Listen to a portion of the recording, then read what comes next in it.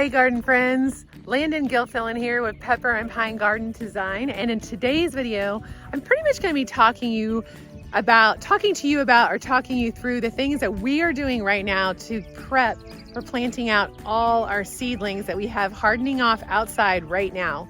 This weekend is our big planting out date. We have friends coming over, we're going to make a party of it, and there may be some that happens before this weekend. But right now, I'm just looking around, trying to make sure I have my plan in place, noting areas that need some additional or extra attention before we try to put the plants in the ground, as well as just assessing how things are going in this garden here behind me that we've been planting in for the last month or so. So that's what I'm going to be talking about in this video. I'm sure I'll be sharing ideas of how you can also help prep your garden spaces for planting out, or even if you already have plants out in them, how you can continue to maintain them and manage them. And yeah, kicking off this 2023 garden season. I don't know about you, but I'm excited to get it going. So let's just roll into it, shall we? So this area here is what we recently opened up. It used to be the chicken run that extended from over here. And this area last week looked like that. It was just completely bare, free of weeds, because these chickens had done such a good job of clearing out this space. But now, after a week of them not being in here, I'm starting to see all these weeds and grasses start to pop up, which is frustrating. We just didn't have the time to immediately get this whole area covered with wood chips, because we were working so hard to get these two areas covered with wood chips. So I'm having to think on my feet about how I want to handle this space, because I need it. I've planned for it. So here's my plan. First of all, I've got to get rid of some of these big bushes that have been really stubborn, that we've had a hard time getting rid of. This is like I have to look it up. It's either a Japanese or a Chinese olive tree. It actually doesn't produce olives, but it does produce a berry that you can eat and that tastes really good, but it's super invasive. We have it all over our property here, all these trees right in here that kind of have this light greenish blue look. They're everywhere, and if you let them fruit, then you have a real problem on your hands. So this has got to be dug out. It looks like there's two of them here. That's got to be dug out. And I really think that's the only, I've got one more small one there. Those things need to be dug out. This area here still looks really good. It's just this back area that's probably been spreading from out here in the field. So I don't really have time to do my normal lay down cardboard and cover it with wood chips and other composting materials. I could do that, but that would be a lot of cardboard, which I could absolutely go to the Dollar General down the road and pick up several loads of cardboard, bring it back, lay it down. But I think what's going to make the most sense for this season is to actually take the tarps that we're getting ready to take off of our garden over here and lay them down on this area and plant through them. Now, that does mean I will be losing those tarps to use for the next season as far as coverage goes, but it also means it's a tarp I can use moving forward in this manner, that I will already have preset holes that I can plant down into in the future. So this isn't 100% for sure, but those are my two options. It's either I get a heck of a lot of cardboard, lay it down, water it in, and plant through the cardboard and then mulch on top of that with wood chips, or I just lay the tarps down, cut into it, and plant directly into that. And that would just be for this season. Just for this season, that would allow to really smother out the weeds and grasses that are coming in here. And then once the season's over, I can do what I've done in the past, where we throw grass clippings and leaves and mulches and manures and all kinds of things in here at the end of the season, the fall and into the winter. That will allow this to be a great, really clean space to plant in the next spring. So that's looking like what we're going to have to do to really make this workable. This is where my sweet corn, my sunflowers, and some sort of squash or cucumber or a mixture of both will be going in this space. And it's fairly large, which is good because I need a lot of corn and I want a lot of sunflowers. and it'll allow those bigger vining plants to really fill out this space. And hopefully I can keep them from really going into this area. If I can train them, and that'll be, for another video, to train them to kind of stay out of this area, but maybe grow this way or sideways. That's going to be my goal with this space. But this is just where I have. Now, the other thing I have in mind, and this would be an experiment, is with my other vining squash, is to attempt to plant them outside of the garden. Now, again, that may mean taking another tarp, laying it out, and planting down into it. And then I'm risking potential intruders without this being fenced in. I don't have enough fencing right now to fence in this area over here north of this garden. But I know plenty of gardeners and farmers who plant without fencing, specifically with squashes. And I just want to give it a try and see what happens. I may regret it, but I also planted a lot of extra. So if I lost them, it wouldn't be a complete loss, but I do kind of need that extra space for other squash plants that I'm growing. And I still have my popcorn that I need to plant somewhere. And because corn cross-pollinates so easily, I don't want to plant my popcorn too close to where I'm planting my sweet corn. So that's a whole other issue I still haven't quite figured out. I may move it over onto the other side of that fence. Haven't decided yet.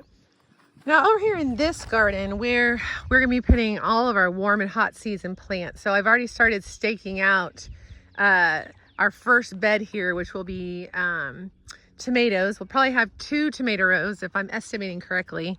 So we'll be planting them on either side of these posts going all the way down. So that'll be about 40 feet minus 5, so about 35 feet.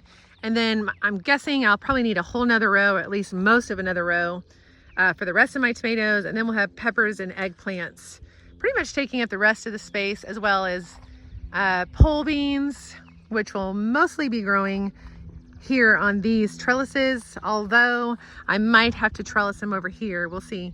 And like summer squash. So my thinking is I'll either have summer squash over here or back in the back. Since they don't spread as much as like your winter squashes and your pumpkins, I'm not too worried about them taking over the space like I would be with the other winter squash and pumpkin plants. So really I'm gonna have to pull these, probably the black tarps off. Whatever area I feel like has really done well with covering these with the wood chips and everything that are ready to be uncovered, I'll probably uncover those today and get that area over there covered so we can start killing off those weeds and getting ready. So all we have to do on Saturday is just put the plants into the ground and not try to be prepping spaces. That's the goal. The other issue I'm having are raspberry bushes that I planted here very ignorantly last year, imagining having a nice like fruit patch here inside my garden. And for those of you who were more savvy than I was last year on raspberry and blackberry plants, you are probably laughing right now, knowing what I didn't know, and that how they spread. And had I known that, I would have not put them anywhere near this garden, because I do not want an invasive plant going on here, because I change my plans from year to year, and I just, trying to fight off a plant from taking over an entire garden is not something that I have envisioned for this space. So all of that to say, I've got lots of raspberries cropping up here, and I'm going to unfortunately have to dig them out. Hopefully I can dig out a big enough root ball that I don't destroy the plant. It's obviously going to stunt its growth somewhat, and then figure out a new space for it.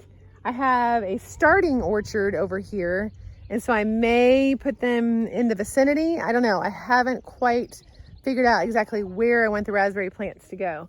I know that they do tolerate some partial shade, so if I have a shady spot somewhere, that might be a consideration. But needless to say, I've got to dig up all this whole patch of raspberries and hope that I get the majority of it out so that I can use the space for something else this season. Now, real quickly, before I go inside and have to make lunch, I thought I would just show you some of the areas that we planted out here that have survived the storm, survived the frost, and how they're looking. It's exciting to see all this growth happening here. So I'll just do a quick panorama discussion with you, sort of like a mini garden tour before the real garden tours start kicking in here in the next few weeks. So this is my mustard slash Brussels sprout slash spinach and arugula bed. And most of this, the bigger plants in particular, I thought I had lost in that frost. I thought I lost pretty much all these plants, and I did lose a few, but honestly, most of this green you're seeing are things that pulled through. Their outer leaves died, but their roots were maintained, and so they are really sprouting up and cropping up. These are my mustards, and looking great. And I direct sowed the spinach out here probably a month ago. I'd have to look at my dates, and the arugula over here, which is not looking as fervent. But it's coming in nicely, especially over here. This is more of the reason why I'm moving more towards propagating most of my plants inside and direct sowing them outside, because then I won't have this spotty germination issue that's going on here. I mean, these plants are going to provide plenty of greens, but I don't like having all these open spots. So I can come back in here and direct seed them. I can start them inside and plant them out, which is kind of what I'm thinking about doing. But this right here is why I'm moving away from direct sowing most of my plants outdoors. Look at this mustard, isn't it beautiful? So pretty, frilly and purple. So I'm gonna start harvesting some of these leaves, some of them like this one here that's kind of eaten off of. I'm just gonna go ahead and prune that. If they're looking a little worse for the wear, I'm gonna go ahead and prune them, as long as I'm not pruning more than 30% of the plant. That would be kind of a stress to that plant. But I do need to start coming out here and pulling out some of these outer leaves. It's going to encourage growth. It's going to discourage things like slugs, because slugs tend to eat these leaves that are decomposing. That's what they prefer. So if you keep them well pruned, you're going to help with that problem if you are prone to have slugs in your garden. There's some areas where grass is trying to crop up, and I just continue to pull it up, and it pulls up really easy at this point, which is a good sign. But the parent root is still down there trying to survive. So I'm having to continue to come in here and work to get this stuff out. And it may be something I battle with all season until I'm able to better deal with it in the fall. But yeah, these greens are looking really good, and they'll really will start cropping up here in the next couple weeks. There it is, folks. The first one of the season. Now, I may be a little premature picking this, but I'm not sure, because I know that the smaller they are, the sweeter they are. This is a French breakfast radish, and I'm seeing lots of little pink heads starting to pop up right here. So, as far as I can tell, this is the biggest one. So I would say here in the next few days, I'm going to have a lot more of these, but I'm going to go inside and enjoy my little baby radish with some of these mustard greens that I picked that taste amazing. I literally just took a chomp out of one. And yeah, and the other thing I wanted to show you is I did an interplanting this year that I put in one of my videos. Look at that. With how I did my carrots and my radishes this year. So I made a furrow and sprinkled my carrot seeds into the furrow, covered it very shallow dirt, and then I planted my radish seeds right on top of where I planted the carrots. And this is the best germination I've ever had with carrots before. Normally I cover my carrot with a board and let them sit till they germinate.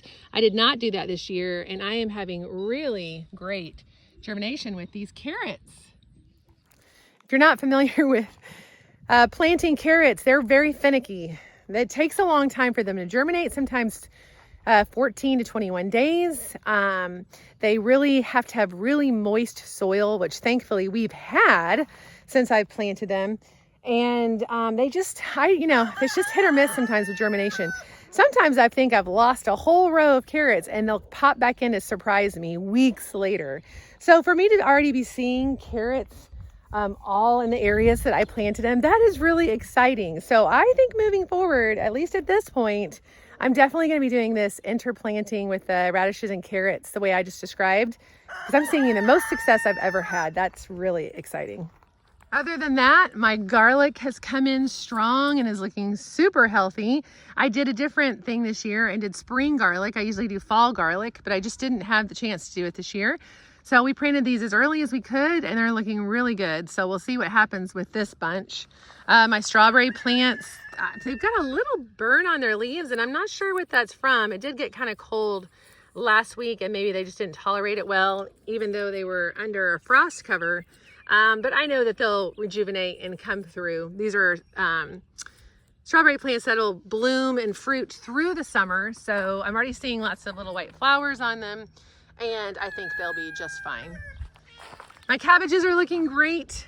These are my early Jersey Wakefield cabbages that I grew from seed, and they're looking really nice. I'll show you some more big ones here in a minute. My Dara, which is like an ornamental dill, is coming in really pretty, or not ornamental dill, sorry, like a Queen Anne's lace, a really pretty mauve Queen Anne's lace. Those pulled through the frost and are coming in.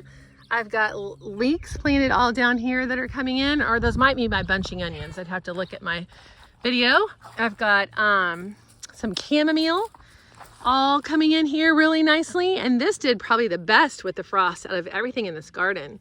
I've got some volunteer squash here that's going to have to be plucked up. Unfortunately, as much as I love volunteer squash plants, and I know these are probably my winter squash plants, will not work in this garden. So unfortunately, these are going to the chickens. My potatoes really came in over the weekend. They're popping up all over. I am seeing holes, and what I may do something a little risky here, but where I'm seeing holes, it's fine. These cabbages will fill in, but I may just plant some more dill, or I may actually grab some of my potatoes over there that haven't really come up and transplant them. I haven't fully decided, but I definitely want to make sure I utilize this space where I'm seeing some holes from potatoes, but for the most part, they're mostly germinating. I just think, see, I'm seeing some way back here, which I didn't remember planting them that close to the fence line. So I'm kind of just waiting to see what happens here. Either way, there's plenty of room, and most of them are coming in and looking really great. Mama? Yeah.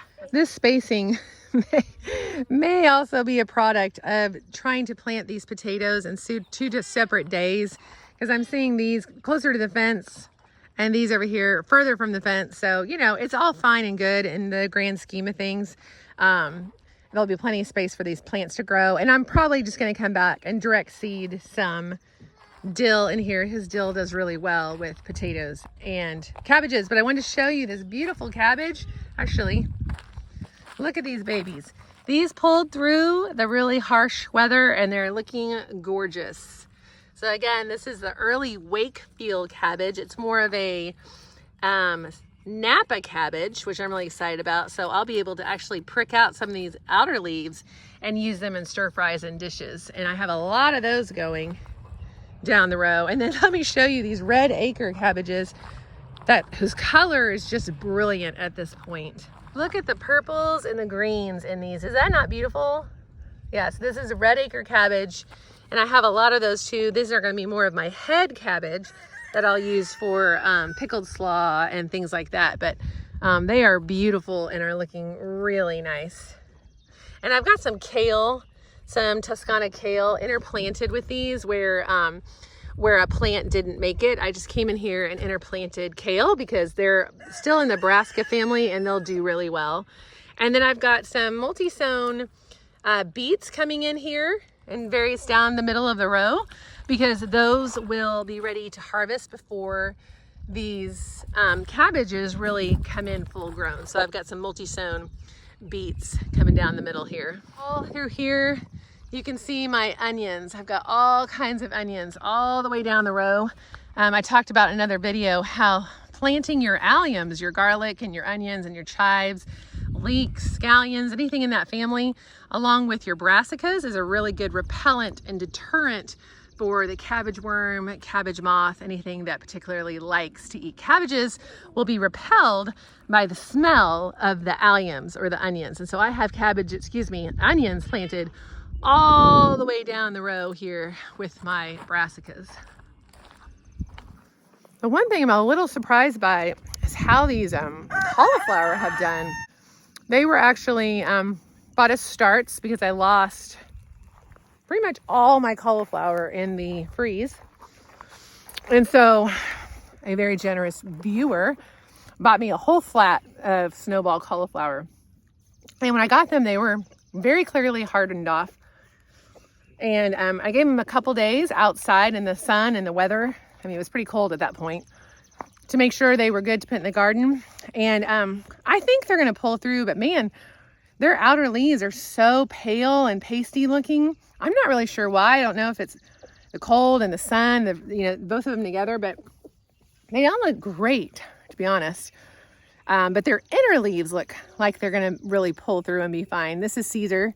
Caesar likes to be in all of my garden videos. You'll probably see little pesky kitty cats in most of my videos. Anyway, let me show you what these are looking like. I do hope they pull through, but if they don't, this is just where I'll plant my my cauliflower for the fall. And, that's not that far down the road that I'll have to start those plants, and I'll just have a devoted space for them right here. And the only other thing really to show you in this garden is here where I interplanted the majority of my carrots and radishes, and interplanted between the rows of those carrots and radishes with all different kinds of lettuces. So you can see there's lots of green happening here.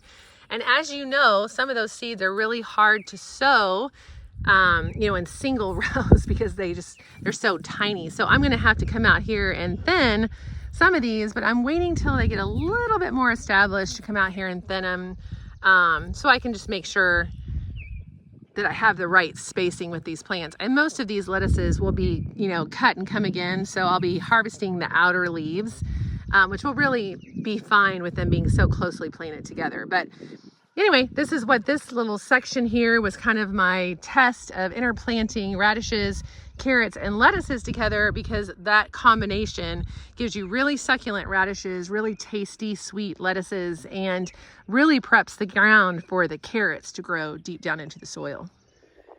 That's about it out here, guys. I'm just kind of maintaining the weeds, prepping the ground for the plants we're putting in this week. I'm going to start moving these tarps after lunch and covering this area over here. And I may even just start marking out my garden beds for those warm, hot season plants. It's so exciting. I love being on the brink of the gardening season, but I don't know if I love it as much as being in the garden season, which, we are. We're in the garden season, just ready for everything to be out here and growing. So thanks for joining me on this sort of semi-tour of the garden and what we're doing at this moment. Be looking out for a lot more videos coming from me as we start to get these plants in the ground.